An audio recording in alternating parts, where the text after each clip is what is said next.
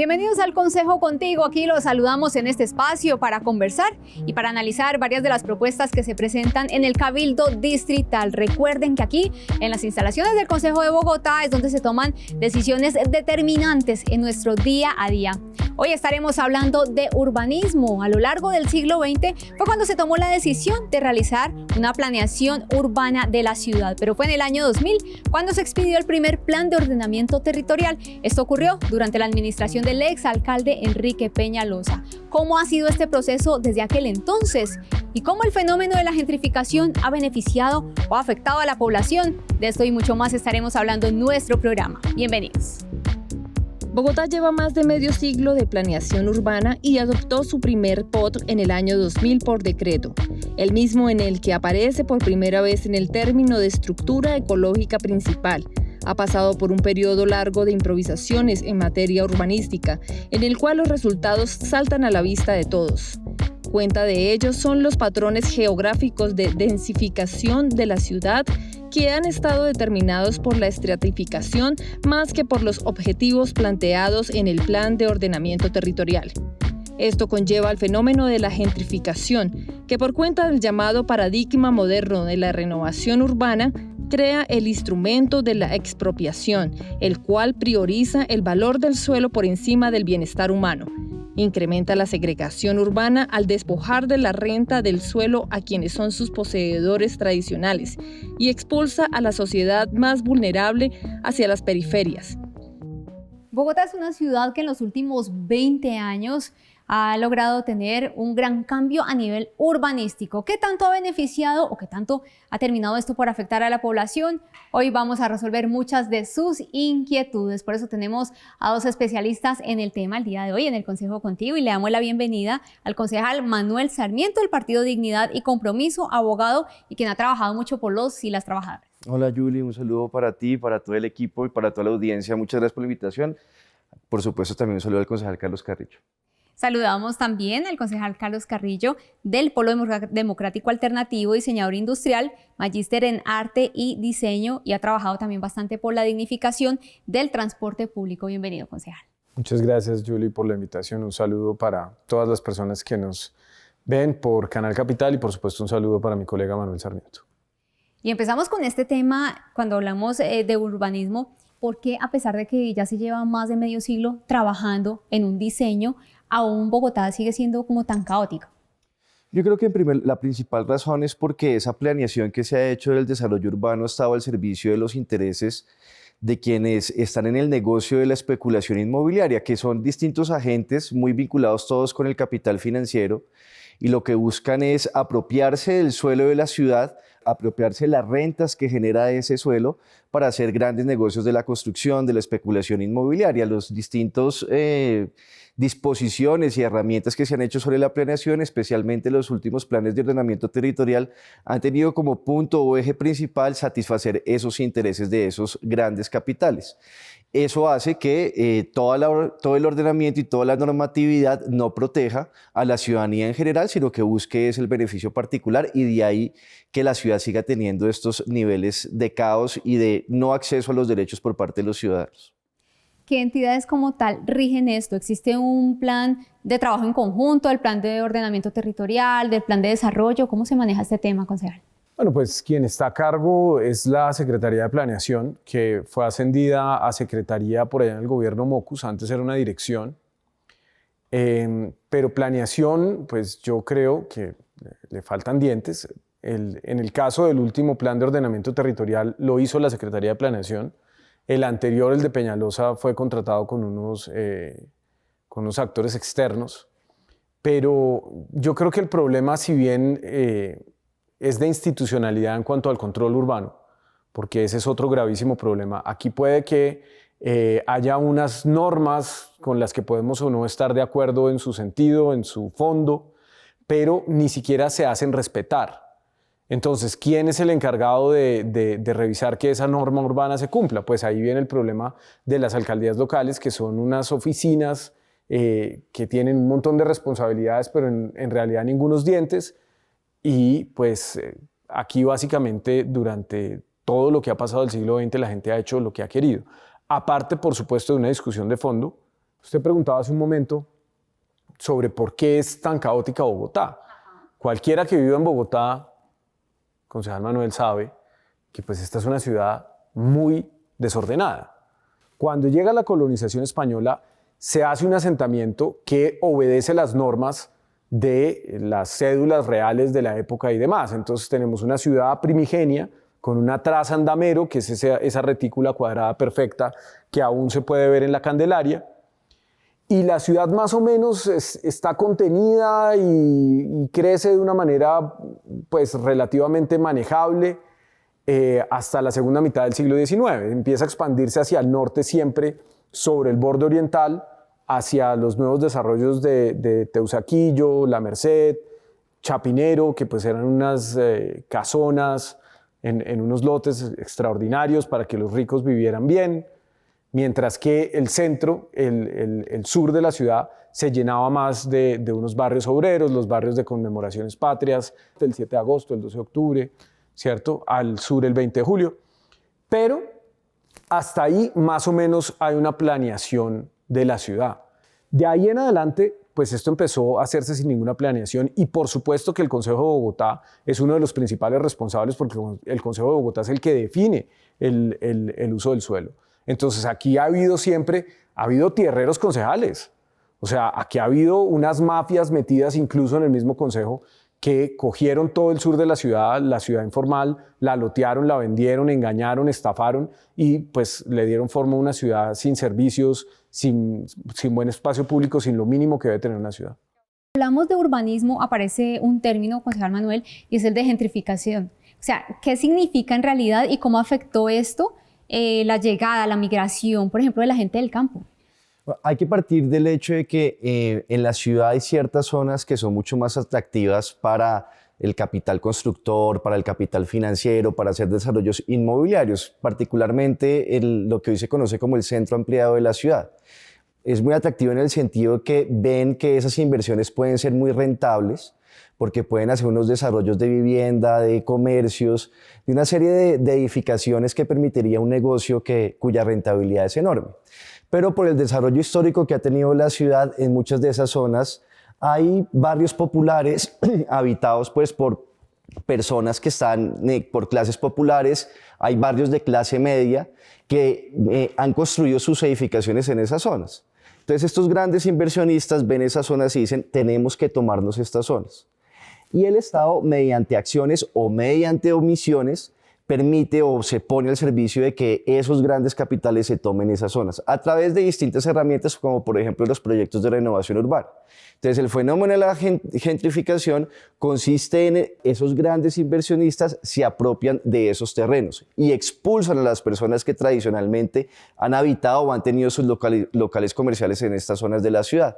La figura que se utiliza y que es más efectiva para esto son los proyectos de renovación urbana.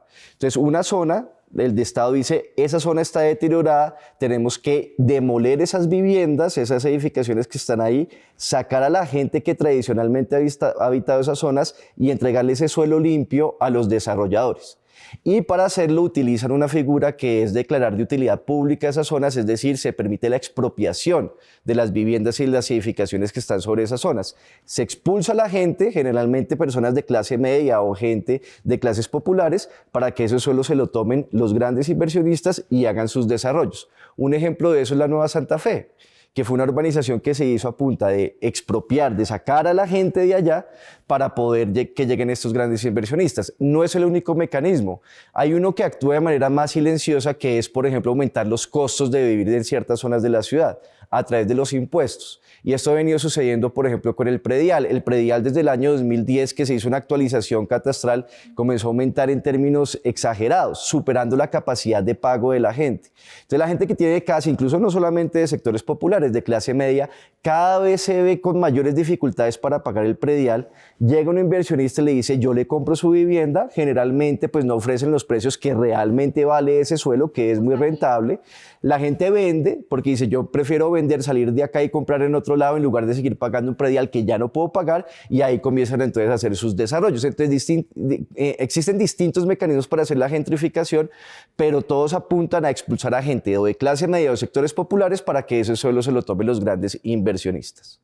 Esas dudas que hemos transmitido a ustedes también las hemos recibido por parte de nuestros televidentes, pero queremos también escucharlos a ellos, así que es momento de ir a las calles de Bogotá con nuestra reportera Fernanda González. Fernanda, adelante. Hola Julie, un saludo muy especial para los concejales y para ustedes los televidentes. Hoy Bogotá 360 se vino a las calles para hablar con los ciudadanos sobre qué piensan acerca del desarrollo urbanístico de Bogotá. Veamos qué nos dicen. ¿Qué piensas del desarrollo urbanístico de Bogotá? Pues la verdad está terrible. No, se ha mejorado mucho. Se ha mejorado mucho. Lo único es al sur de Bogotá, que sí está imposible en la zona del Portal de Usme. Por los lados de la Picota sí ha sido mortal y ya llevamos mucho tiempo con eso. ¿Conoces el término gentrificación? Sí, eso también es algo muy grave, o sea, decir vamos a acabar con ciertos barrios porque son ollas, por decirlo así, donde hay consumo, pero ¿qué pasa con esas personas? O sea, ellos se desplazan pues para la otra cuadra y ya invaden eso. Por todos lados están haciendo mucha torre, ya se está volviendo muy, muy comercial todo. Por ejemplo, al sur de allá para los lados de Usme, que es donde yo vivo, no se veían centros comerciales, y entonces ahorita ya se le facilita a uno mucho que ya pusieron un centro comercial, ya hay mucho, Bogotá mejora muchísimo. A mí me encantaría que rescataran el centro, ¿no? O sea, la parte histórica de Bogotá, y que no sea pues como la séptima, que mucho vendedor ambulante, mucha inseguridad. O sea, la idea es que uno cuando vaya a esos sectores pues esté cómodo, o sea, haya como también seguridad para uno y tranquilidad.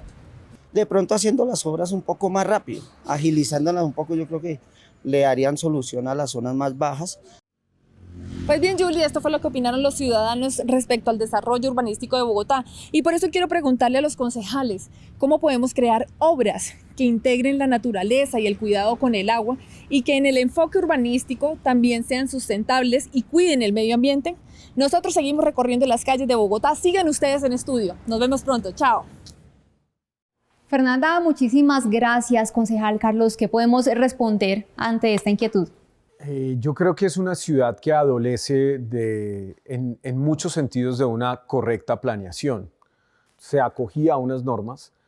Luego, por ejemplo, en el siglo XX, pues estos proyectos urbanos de Karl Brunner, Teusaquillo, el Parkway, el Bosque Izquierdo, son barrios con una planeación. Hay unos sectores de la ciudad que han sido posteriormente planeados con más o menos éxito. La ciudad de la Colsubsidio, por ejemplo, es un proyecto pues, hecho por un gran arquitecto que fue Germán Samper. Entonces, hay unos retazos que están planeados y la diferencia es evidente. Pero en la ciudad más popular, en la ciudad más informal, no hay un parque, todo es endurecido, la densidad es exageradamente alta y eso es un problema que las nuevas herramientas de planificación, particularmente el POT decretado por Claudia López, el 555, va a empeorar, porque lo que le importa a estos recientes modelos de planificación es, como lo decía el concejal Manuel, liberar suelo para el gran capital. Yo esto siempre lo explico con una película porque me parece que el cine es una buena manera de explicar el mundo. Hay una película de muñequitos que se llama Up, no sé si usted la ha visto, ¿cierto? De un viejito que se lleva a la casa en unas bombitas. Bueno, eso en Bogotá no habría pasado porque al viejito lo habrían expulsado, lo habrían expropiado por vía administrativa, ¿ya? O sea, el viejito no quiere vender, ahí le llegan los abogados de la empresa Metro o de la Renovación Urbana o del que sea y le dicen, bueno, don señor Up, usted se tiene que ir, ¿ya? ¿Que no quiero irme? Bueno, lo expropian. Eso es lo que habría pasado. Porque hoy, por ejemplo, las actuaciones estratégicas de este nuevo POT pues declaran unos pedazos gigantescos de la ciudad como utilidad pública y eso abre la puerta a la expropiación.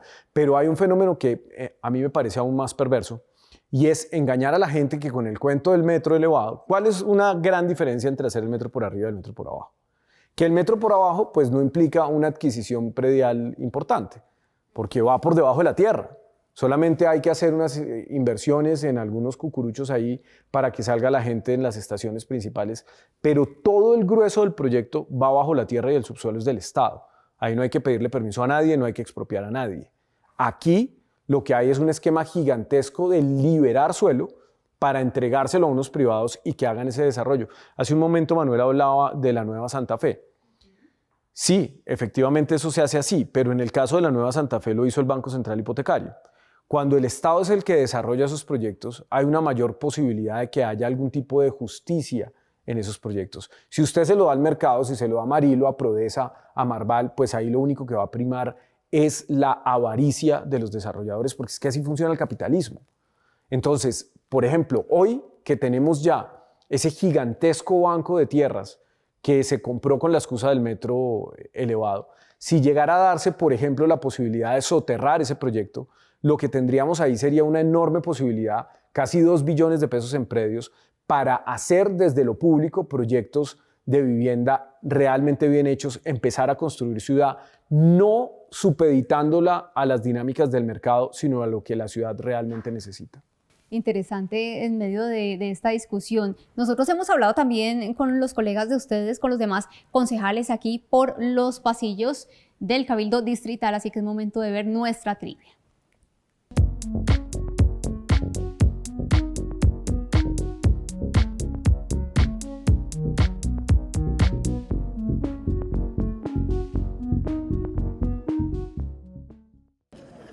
La gentrificación es un proceso mediante el cual personas de cierto nivel económico, de clase media o alta, desplazan personas de clase baja para ocupar el lugar donde anteriormente vivían. Lo que genera la gentrificación es que los moradores de ciertos sitios específicos ya no sean habitantes de ese sitio, y eso, entre comillas, aumenta el costo del valor de los predios donde se pasan las clases altas a pernoctar.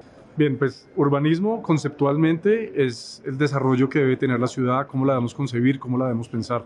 En Bogotá ha habido varios planes a mediano y largo plazo para que tengamos una línea continua. Y por supuesto que todos los planes de ordenamiento territorial y todos los planes de desarrollo deben pensarse en función de ese urbanismo.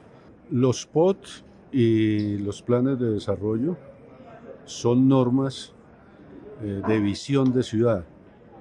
Indudablemente, el tema del urbanismo debe estar contemplado en estas dos normas y debiera de existir una excelente relación para garantizar la mejor organización urbana de una ciudad como es la capital de la República. ¿Cómo afectó esto la llegada de personas del campo? Pues es complejo, porque en la medida en que han venido muchas migraciones de personas de áreas rurales, ellos llegan a sitios en los cuales es relativamente económico vivir. Haga de cuenta usted el barrio San Bernardo en el centro de Bogotá. Cuando llegan al barrio San Bernardo, después de un tiempo se da cuenta el urbanismo y todo lo que contenga esto, que sobre esa zona pues va a pasar, habrá la posibilidad de que esté cerca una estación del metro y que por lo central puede ser un lugar de incremento de valor. Entonces empiezan procesos de gentrificación. Ahora, el reto como ciudad y como sociedad es que podamos mantener una línea de planeación estratégica, cumpliendo con unos objetivos y con unos hitos, y así hacer que Bogotá cada año y cada gobierno vaya sumando para que sea una mejor ciudad.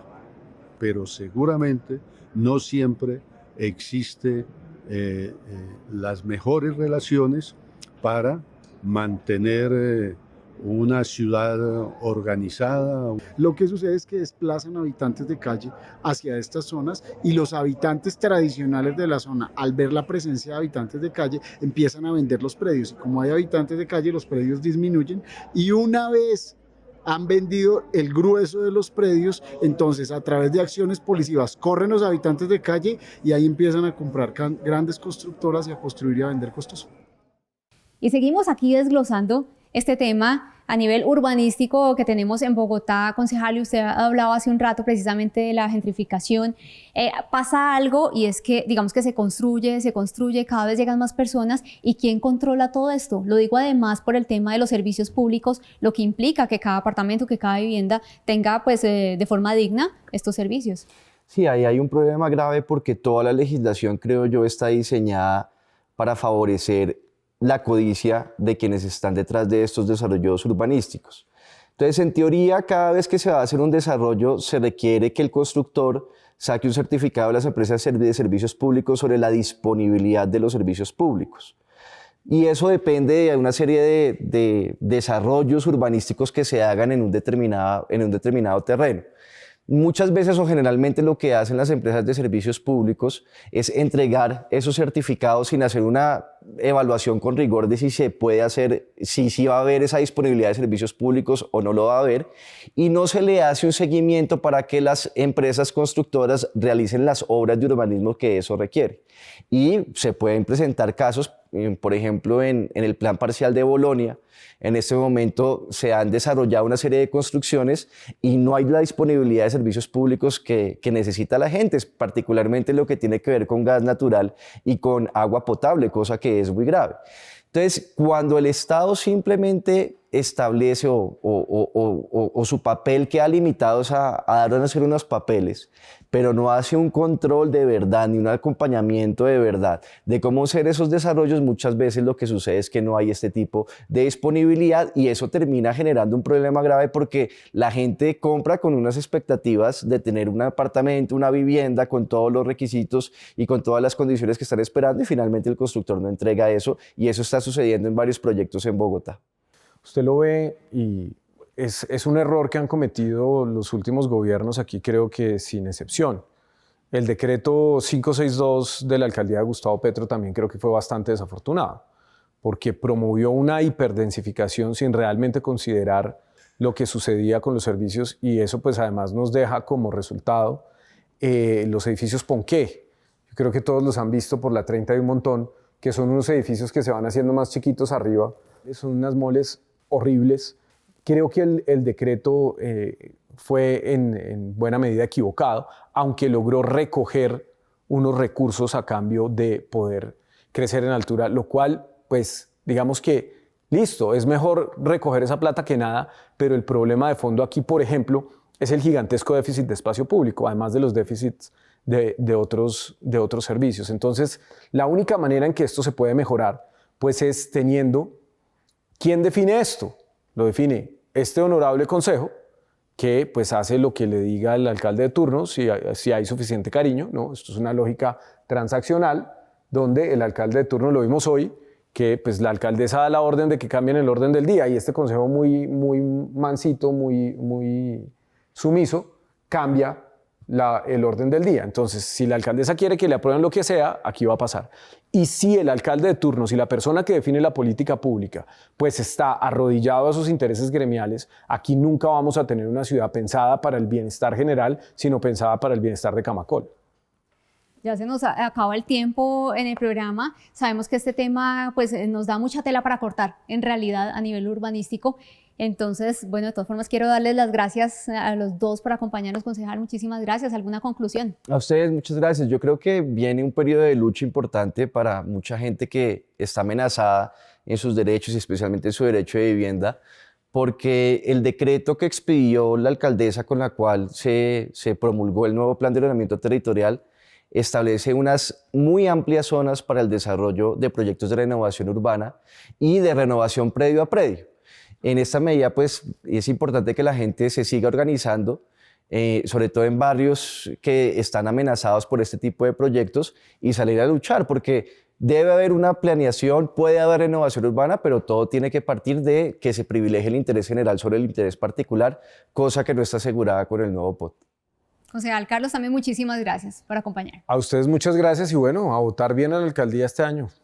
Ahí quedan también esas recomendaciones y a ustedes, como siempre, muchísimas gracias por dejarnos entrar en sus hogares. Ya saben que tenemos una cita aquí todos los lunes, 6 de la tarde, al Consejo Contigo, solo por Canal Capital.